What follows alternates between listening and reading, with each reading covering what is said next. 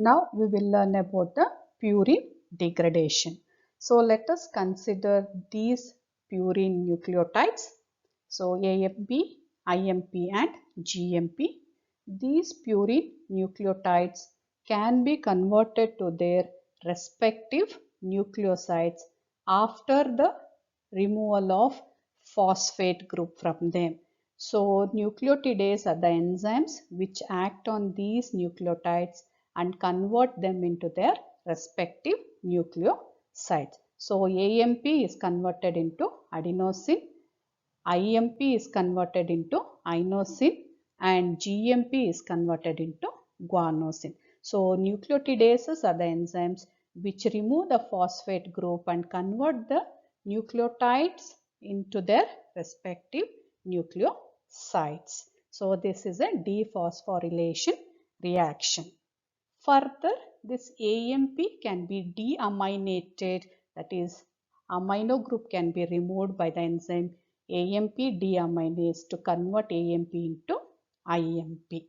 Similarly, this adenosine can be deaminated with the help of adenosine deaminase enzyme to convert adenosine to inosine. Now, inosine and guanosine, these two nucleosides can be converted to their respective bases, that is inosine to hypoxanthine and guanosine to guanine, once we remove the sugar, that is the ribose. Ribose is usually removed as ribose 1-phosphate after the addition of phosphate group, and this is catalyzed by purine nucleoside phosphorylase enzyme. So PNP, that is purine nucleoside phosphorylase enzyme, converts the nucleosides into their respective bases, that is inosine to hypoxanthine and guanosine to guanine. Now this hypoxanthine can be oxidized to xanthine with the help of an enzyme, that is xanthine oxidase, very important enzyme of purine degradation.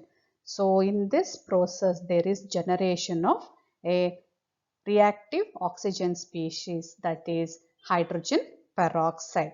Similarly, guanine can be deaminated by the enzyme guanine deaminase or guanase to form xanthine.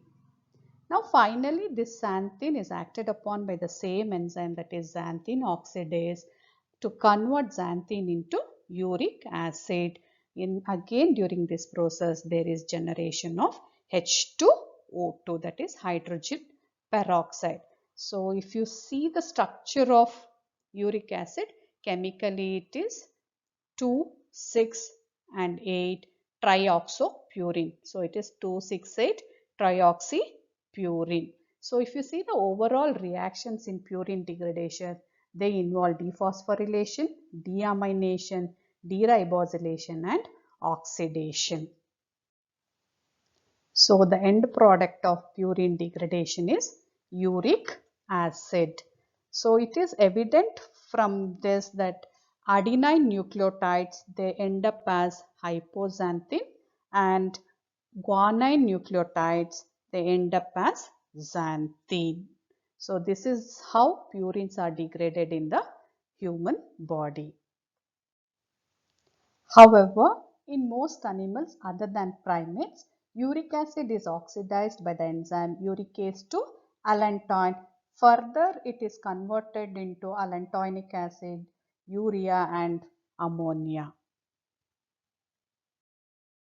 Now we know that xanthine oxidase is a very important enzyme of purine degradation pathway.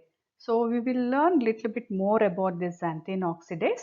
So xanthine oxidase is an oxidoreductase. So it belongs to the class of oxidoreductase. And if you see the structure, it is a complex and homodimeric. So it is an enzyme exclusively present in liver and small intestine, and it is a cytosolic enzyme.